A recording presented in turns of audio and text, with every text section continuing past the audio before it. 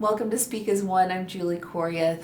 I want to start off by thanking Spring Frost. They're our first sponsor who really believes in us. And part of my mental health is what I wear. And I have a small closet and I'm past my wardrobe. And so Spring so generously offered to let me wear their clothing. They have a beautiful boutique, and we will have all their information below, so please go and check out Spring Frost when you get a chance.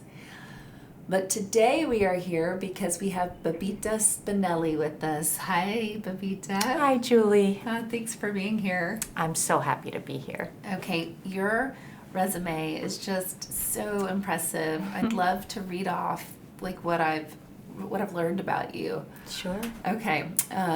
You have spoken at the UN Committee on Impact of Relationships and Domestic Violence during the pandemic. You're a mental health consultant on various podcasts, TV, and radio shows. You also construct organizational consulting, speak and coach at Fortune 500 companies globally. You have an individual practice for people in relationships, and you've been in Forbes, Bloomerang, and more. Is all of that correct? It's all correct. I mean, you've done so much in this field. Can you tell me what got you started? Sure. Or when did you start? Actually, as you were reading it out loud, I was like, that's me? Yeah, I've done that. I just love what I do. So how did I get started? Many years ago, I went to law school. And after law school, I ended up working at a firm. I was doing litigation, being a young associate, and I just continued to follow that path. I ended up being in-house counsel, et cetera, et cetera. Then I moved from that space in terms of traditional law into corporate America. I started to do more of like compliance corporate work. I ended up at a Big Four. I was at KPMG, and then I ended up on Wall Street. And I was an executive on Wall Street, and I was doing well. I was literally at the peak of my success, etc., and I just didn't feel happy. I felt like something didn't fit, and as much as there were many parts of my job that I loved and these roles that I had, and I feel like I needed to go down that path, what interested me most is the way I could connect with people and build those relationships. That was what I loved about the work I was doing. And so I was really stuck. At the same time, I was feeling stuck in my relationship. I went to a therapist, and amazing experience. And she said, "Have you thought about being a therapist?" And I was like, "No, but I am now." And I went back to school, and I did my training. I did my psychoanalytic training. I figured out how to get unstuck. I moved on from the relationship, as painful as that really was. And I said, you know what? I'm going to open up my private practice. And from there, I was just doing purely, my private practice. But because of the corporate experience, I realized there was a gravitation that I felt, and I think individuals and companies might have felt towards me because I had my foot in that door and could understand it, but then also was on the mental health side. And I decided to just really hone in on that space around organizational consulting and relationships, but not let go of the private practice. Yeah, That's wow, the story. That's powerful. I mean, for you to completely up and change careers when you're at the height of your career, it's hard. That took a lot of courage. It wasn't easy, and I felt like, all those messages of what I should be doing, and then the shock value, the noise, and that's what I say to my clients too, like, what's the noise? What are you doing? Wait a second, after all of this like financial and mental and investment in my life, like why would you walk away from this? And I was doing well, and I just said, no, because I have to do this. I have to do this because I want to feel fulfilled. But it wasn't easy, and there's a lot of stigma around changing careers later in life. I mean, I wasn't a 21-year-old, right, or a 22-year-old. I had a child. Yeah. Yeah, well, and that's, where society kind of molds our thinking instead of, people saying what's right for you, because you ultimately know best and will make the most perfect decision for you. Or maybe perfect's not the right word, but, life is, we need to lean on our internal voices, and we're not taught to do that. It's like, what does everybody else think? And they know better. Absolutely. And I was really stuck in that. And I think I was stuck in that because throughout my life, there was a lot of messaging. What will everybody else think? What will people think? And it took a while for me to really sit with that and process that in my own therapeutic journey, to really say, does that really matter? Like, what is my why? Right? I'm living my life. What is my why? And I'm not saying that anyone can just say, okay, I'm just not going to do this job. You have to pay the bills, right? I mean, there are a lot of very real, important, practical things. So I actually straddled both for a while, and it was not easy. But I knew that somehow I would pull into that resilience and just kind of work through it, because I really just felt like I wanted to be happy. Yeah, it's important. It really is important. But like you said, be responsible about it. Make sure you're paying the bills, and and then go after what brings you joy. I'd love to know a little bit more about when you started to notice mental health. Sure. I would take your question and just really say literally, like, when did I truly embrace it and say, this is important, I have to think about my mental health? I would say when I was working really long hours and thinking, like, I'm feeling burnt out also. I have to really take care of myself. And when I was struggling in the relationship and wondering, like, what do I do? Like, is this something that's going to be okay? How will I manage? That was when I said, I need to see a therapist and really talk this through. Right. Yeah. So it was really later in life. Yeah. That's fascinating. And with this, I went through a divorce about 6 years ago, and we had been to couples counseling for so long. And I kind of stopped believing in the institution of therapy. And I don't anymore. That's not why I'm saying it. But I'm saying that because I thought, well, it didn't save my marriage. And it's not, therapy is not there to save a marriage. It's there to help you process what emotions are going on and how you can learn coping skills and to understand what you're going through. And I think that's a huge difference. And correct me if I'm wrong, because I'm not a therapist, but what would you say that is more of what therapy is about? Yes, I do believe therapy is a co-created space between the individual or couple coming for therapy and the therapist, and that we kind of work together to figure out what are healthy coping mechanisms, what maybe does this marriage need, what kind of work can this marriage or this relationship do to see if it's possible to not only survive but to thrive. And often I will say to couples that I work with, and I do a lot of relationship couples work, I will say either, we're going to dive into this, and either you both will be able to move forward in this space in a very healthy way, and your relationship will grow and be better, but it's going to take a lot of work, or we will realize that this relationship is going to part ways amicably and with grace.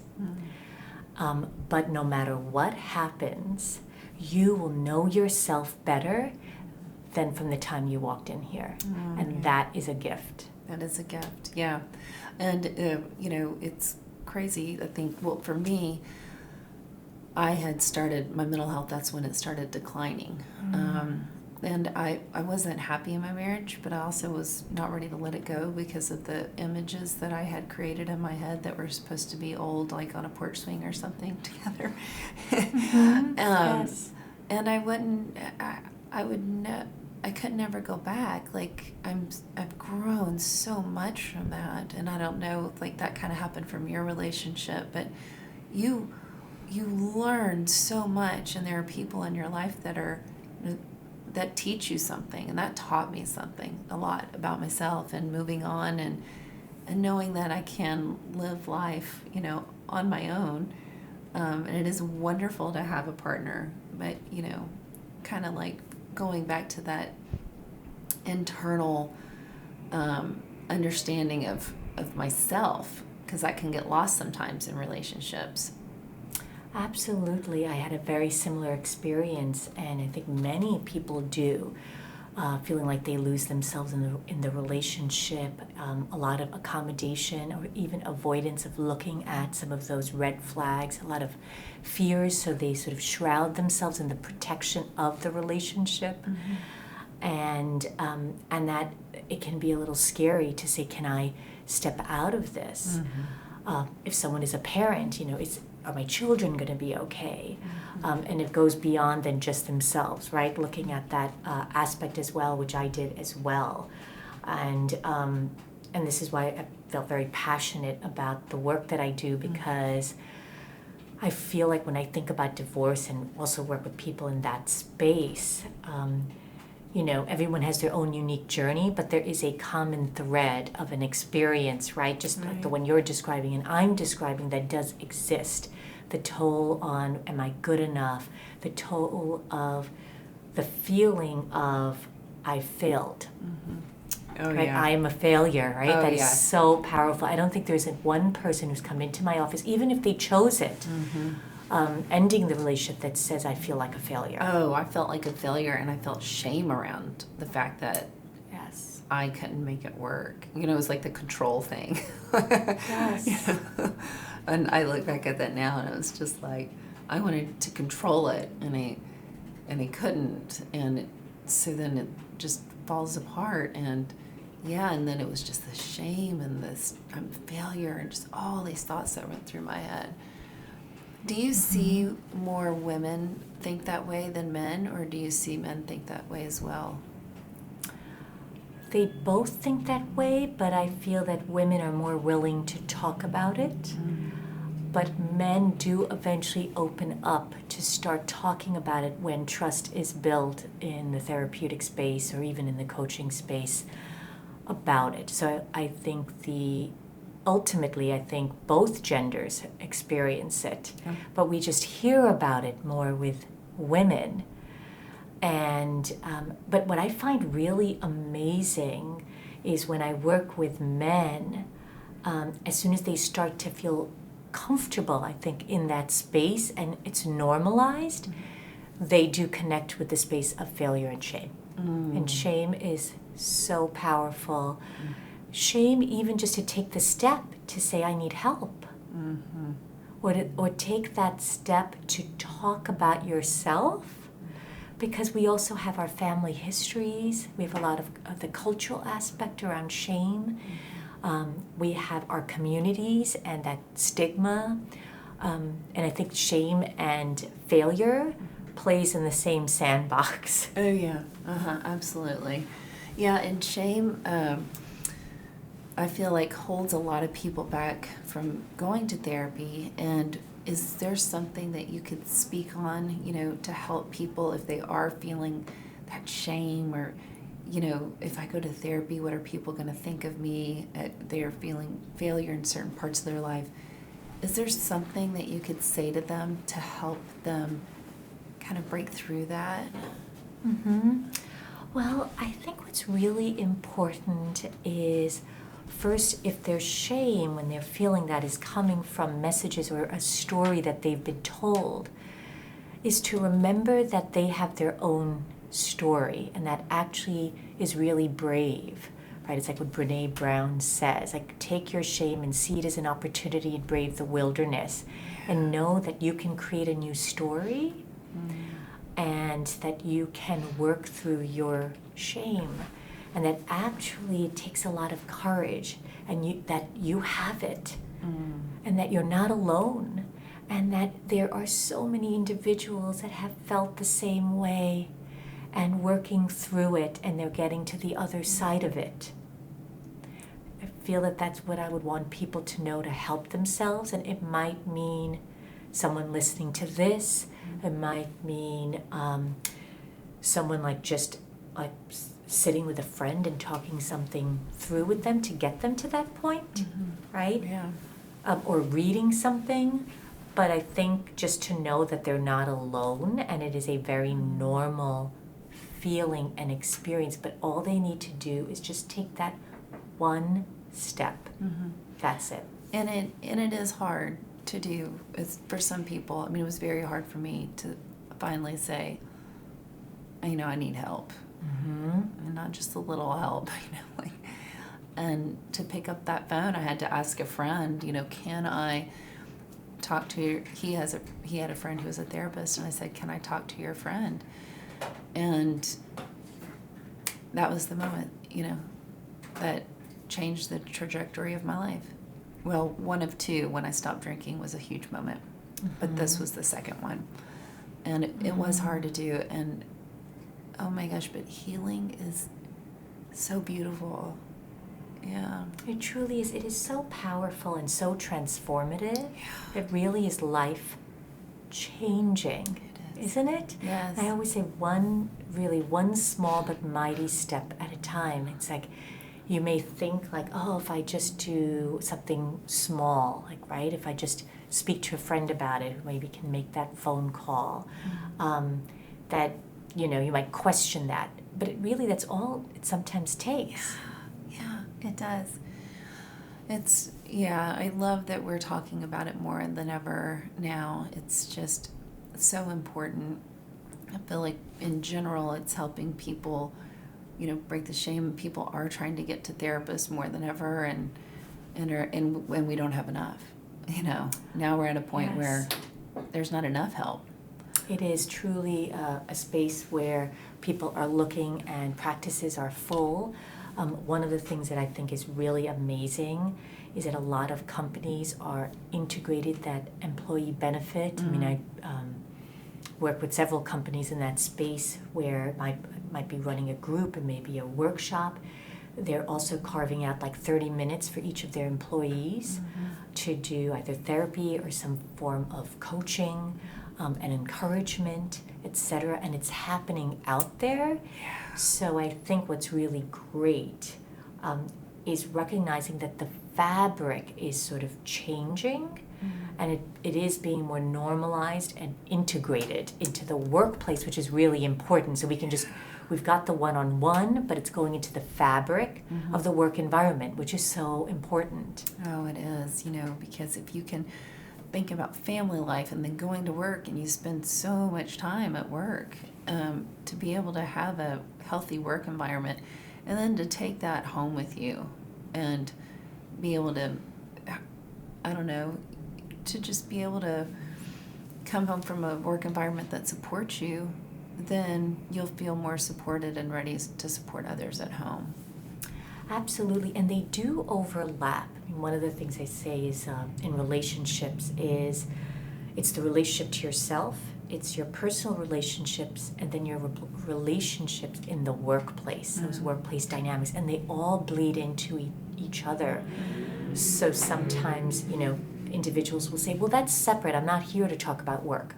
Or they'll say, I'm not here to talk about my personal relationship.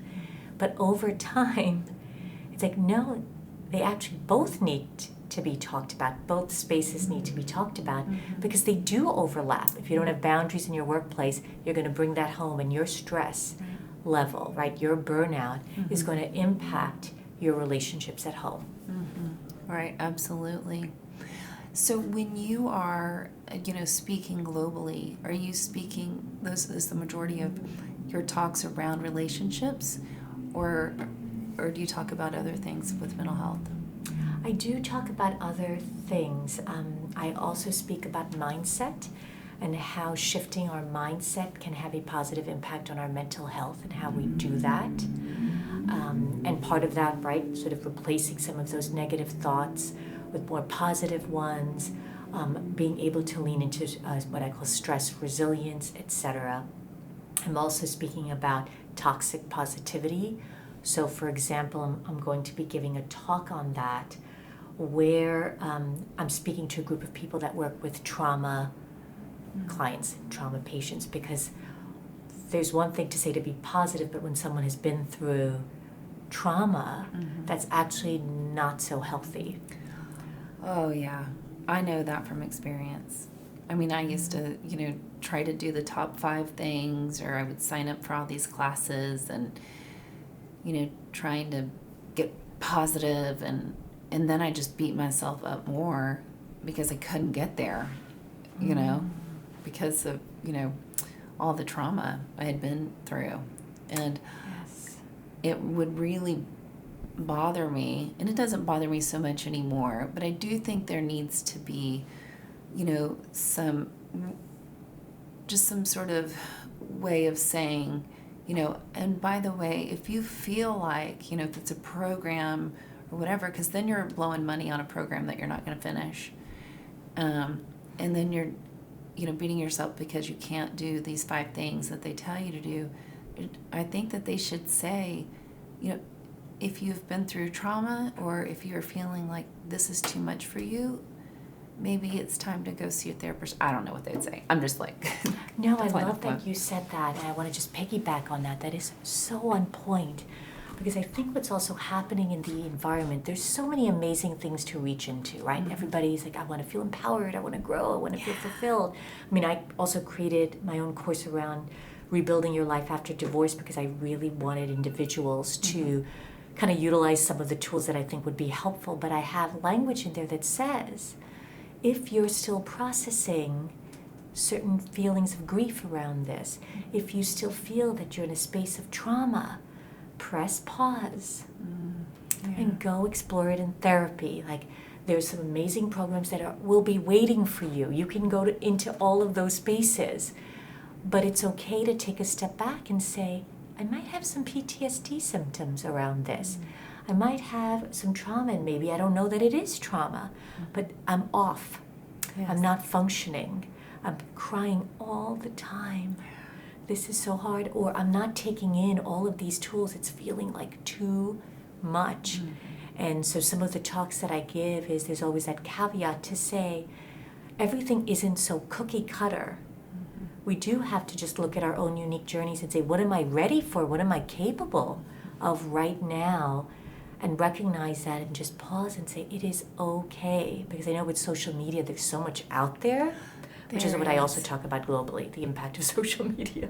Yeah, and, like you said, I think it's great that there are people wanting to empower others. But it's also just somebody who's pretty high up there in the positivity, go-get-em world, the other day on a podcast basically said, if you can't do these things, you're a loser. Like, said the word loser. And this is somebody that's very high up in this field. I mean, how, if you have experienced trauma or your depression, PTSD, anything, and you hear that, I mean, it was just so it was gut-wrenching for me to hear that. That is really painful. As I hear you say that, I feel so sad thinking about if you have individuals hearing it, that might have been their first space to take that small but mighty, and then they hear that and they feel like they can't do that, because it's already difficult as it is, I think, in today's day and age with technology and social media for us not to compare.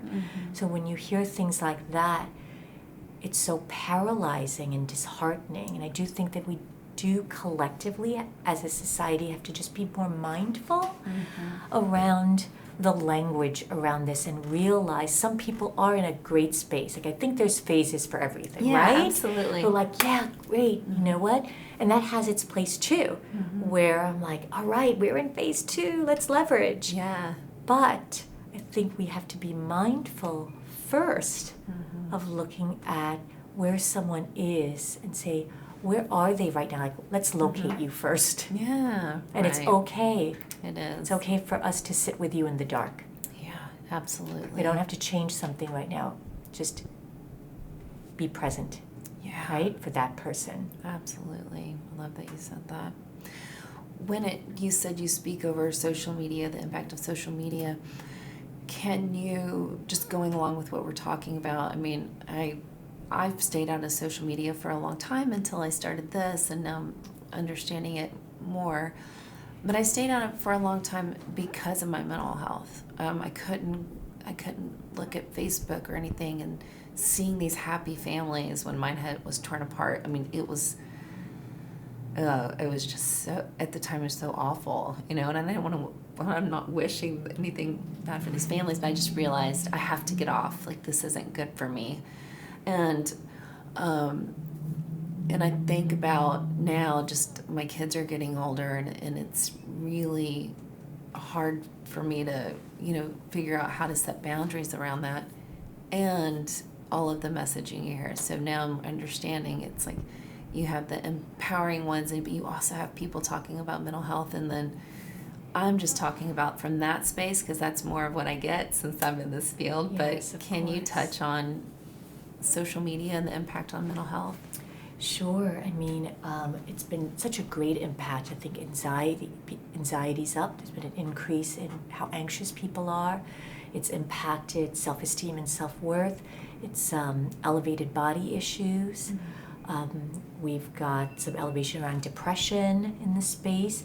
And this is where there's a constant, I think, sort of barrage of it coming our way. And what's happening is maybe for individuals struggling with how do they participate in it, but then how do they also set some boundaries around it or take breaks from it. It's challenging because I think for adolescents and teens and stuff, because it is such a way they communicate.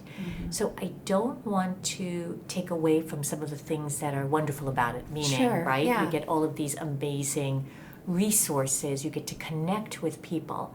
However, there is a lot that goes on in social media where individuals are having a very hard time being able to cope with their own mental health because either everyone seems so happy or there's a little bit of bullying that's going on, or there's an expectation of how they should be. And this has been really creating a lot of anxiety and depression. Yeah, absolutely. And you have to wonder when you see the numbers of suicide and depression and everything, when it's just gone up exponentially, you have to wonder what's the cause. And it seems like social media is a part of the problem.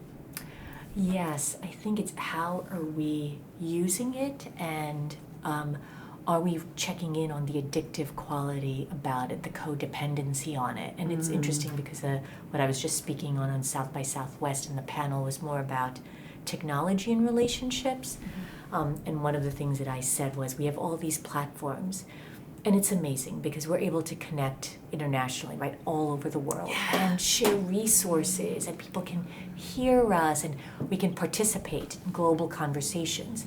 But we also have a responsibility to think about our collective space around some of the trauma around it too, some of the doom scrolling. Is it utilized in unhealthy ways?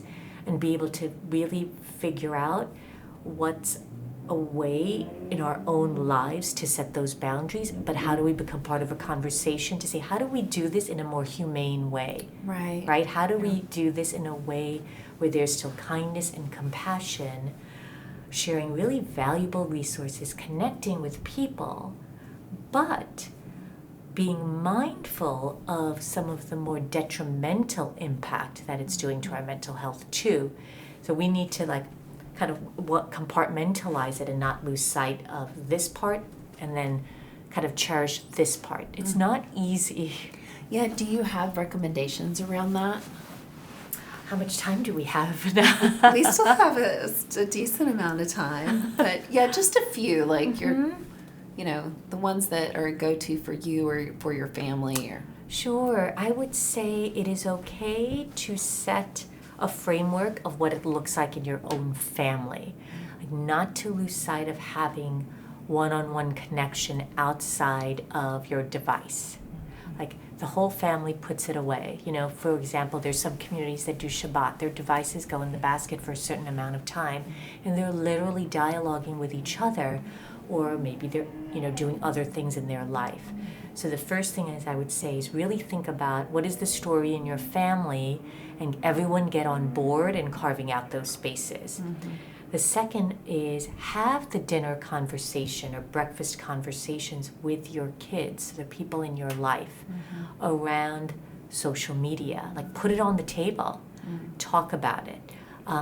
What's going on now in your life? What's going on in how you're interacting with your friends. I think it's really important to hear whether it's they're directly saying anything about social media, or they're just talking about anxiety or social pressure or anything like that, comparisons, that I think that brings in that aspect of social media. So that's the second part. The third is, don't be afraid to not feel like you have to go into a space of instant gratification. Mm-hmm. Oftentimes we feel like we have to be responsive, and if we don't, we're doing something wrong. We're going to be ostracized. We're not going to be part of this space that we have to answer right away, right? Some of our, if we're a striver or a high performer, we do that, and then be on social media. The fourth one, and I think this is where it can be difficult for business owners, entrepreneurs, etc. How much of social media do we feel like we can use in a way that we know we're leveraging or branding, etc., our business? But then when does it get to a point where it's so consuming that we've lost sight of what's important and how to prioritize the relationships in our life, and set the boundary? Just say, I'm turning it off. I am turning it off. Everything is still there, and this is what I'm going to look at. And these are the resources I'm going to look at, or what I'm going to do, and that's it, right? So really make those really healthy decisions. Yeah. Hopefully I answered. Oh, you did. You did. And, I think a lot of parents, I don't know if fear is the right word, but, when our child gets upset and you're anticipating how is this going to go down, and then they're going to freak out that we're taking their phone away, or because then they can't be on social media. It's like you have to get in the mental mindset for that. You have to get past the tired day of a long day, going home and then cooking or whatever, and say, what's going to happen if they get upset? Just let them. Then they're going to be upset. But it's beautifully said. Then they're going to be upset. Yeah. Yeah. And but it's hard for a lot of parents, and I get that. It was hard for me for a long time, until I realized this is crossing a boundary for both of us, really. So I'm just need to detach from their emotion. I can understand that, and it's sort of like when we look at that space, where do my feelings begin and end? Where do their feelings begin and end? And sometimes we just need to be a parent, and it is hard because you're going to get pushback, right? You're going to get resistance. And I think it's this, if kids also realize that there are other things that bring them joy, and if you just say, hey, I know how much you want to be on your device, you want to look at this, etc. But let's look at your entire day and your entire week. And, look at all the other things that you're doing that are fun and interesting. Yeah. And then you can always go back to it. It's not going away. It's right there. But even then, you're going to get some resistance. It's going to happen.